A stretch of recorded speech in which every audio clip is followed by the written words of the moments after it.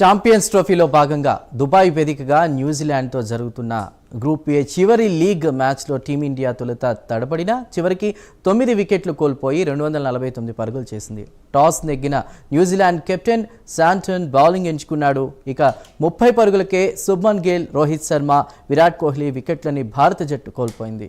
ఈ దశలో మరో వికెట్ పడకుండా శ్రేయస్ అయ్యర్, అక్షర్ పటేల్ బాధ్యతాయుతంగా ఆడి 4వ వికెట్కి 98 పరుగులు జోడించారు. 42 పరుగులు వ్యక్తిగత స్కోర్ వద్ద అక్షర్ పటేల్ క్యాచ్ అవుట్ అవగా వెనుదిరిగాడు.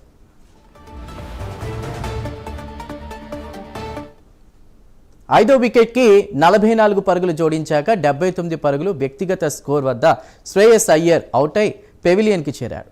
6 వికెట్కి 10 పరుగులు జోడించాక 23 పరుగుల వ్యక్తిగత స్కోర్ వద్ద కేఎల్ రాహుల్ అవుట్ అయ్యాడు. 7వ వికెట్కి 41 పరుగులు చేశాక 16 పరుగుల వ్యక్తిగత స్కోర్ వద్ద రవీంద్ర జడేజా పెవిలియన్ బాట పట్టాడు. ఇక 8వ వికెట్కి 23 పరుగులు జోడించాక 45 పరుగుల వ్యక్తిగత స్కోర్ వద్ద హార్దిక్ పాండ్యా అవుట్ అయ్యాడు. ఇన్నింగ్స్ చివరి బంతికి మహమ్మద్ షమి భారీ షాట్కి ప్రయత్నించి క్యాచ్అవుట్ అయ్యాడు.